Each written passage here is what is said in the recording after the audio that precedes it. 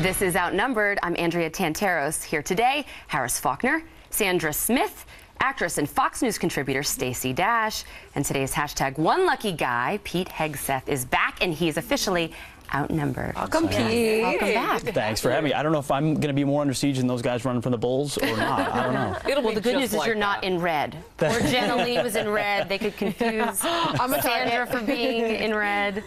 True. And welcome back to Stacey as well. Thank you. Yeah. Thank you very Beautiful much. in blue. All right, let's go right to the border. In about 3 hours, Air Force One taking President Obama to Texas, where he was originally scheduled to headline Democratic fundraisers. But outside events changing his itinerary, the massive wave of illegal immigrants pouring over the border with Mexico, thousands of the children traveling alone. The president will meet with Governor Rick Perry and local leaders to discuss the crisis, but he's not taking time to go to the border, and he's hearing a lot of criticism for that, even from fellow Democrats like Texas Congressman Heli Cuellar.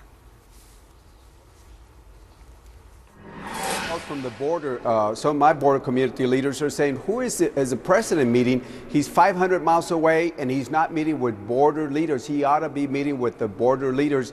And he can get on Air Force One, be there in half an hour, stop traffic going down there, and he can be down there right after he finishes his fundraising. Well, also, there's the issue of the administration asking Congress for nearly $4 billion to deal with the crisis. Republicans saying that it amounts to a blank check for a plan that lacks details. Republicans like Texas Senator John Cornyn, who says that we need border security, not just what amounts to daycare.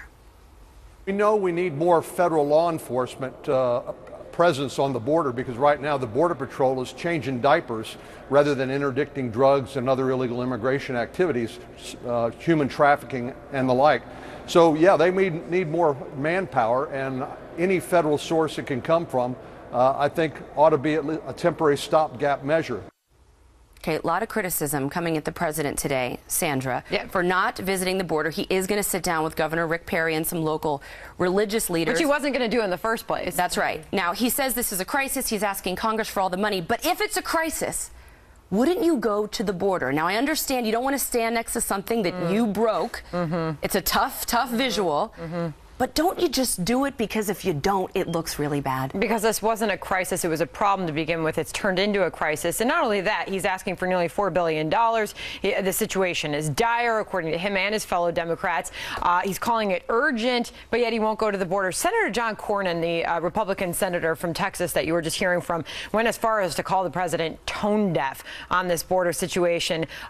It's not just Republicans urging the president to get to the border. It is Democrats. It is his colleagues. Yeah. They're saying, get down there and get down there now. I wouldn't be surprised, Andrea, if we hear sometime in the next couple of hours that there will be a change, a decision for him to go down there. I actually might be a little surprised, because I've seen the schedule for the fundraising. They're going to have to take something off. By the way, Representative Cuellar this morning right here on Fox News talking to Brian Kilmeade said, when asked, has the White House responded to your egging the president to try to get him to the border? He says yes. But let me say this. I'm more concerned not about who gets angry at me from the White House. I'm more concerned about my constituents. Wow. So the White House obviously sees this challenge to President Obama as an issue. Well, it seems like a PR challenge. Well, I think if he showed up, that means he would have to be present. That means he would have to be accountable. He would have to, you know, be accountable for the outcome. He doesn't do that. No, look, leaders lead, and they lead from the front. Right. They find the problem and they attack it. This is a commander-in-chief who's much more comfortable as campaigner-in-chief. So he wants to go down there, do the fundraisers, maybe hold a private meeting with Governor Perry so he can make it sound like they really hashed it out, talked about solutions.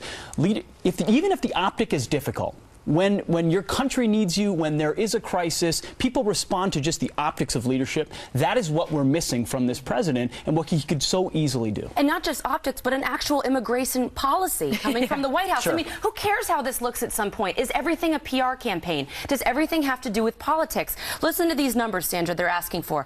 Almost $4 billion they want Congress to appropriate. A lot of this money, you heard Stuart Varney break it down earlier, going to bribe these countries where these kids are coming from to not send more children. Yeah. Humanitarian efforts. And I do think there needs to be some kind of humanitarian, humane solution so Republicans don't get called, out for attacking children. But Sandra, alone, the government accounting office said $3.7 it takes to secure the border. This isn't going to secure the border. What he's asking for. Right, and we don't even know if this is the end of the money that's going to be asked for. This is the money that they're asking for by the end of 2014. This situation is obviously, we can assume at this point, it's going to go well into 2015, and there will be more funds that will be asked for.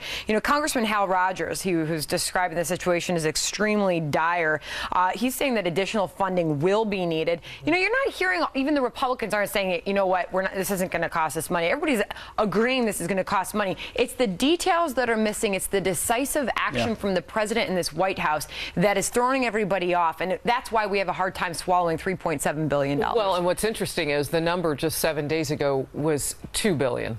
So what, if we wait another week, is it going to be 6? I mean, the sliding scale on this is definitely sliding in the wrong direction. By the way, for most of the countries in Central America, I did some research this morning, we have adoption programs for American families to adopt. So there is legal relief if these countries are in such dire straits that they need children to find homes. Yeah. There are legal ways to do it that are set up. This is where the churches, where the nonprofits have to get involved for some kind of humane response. Because I just don't think the government can do it.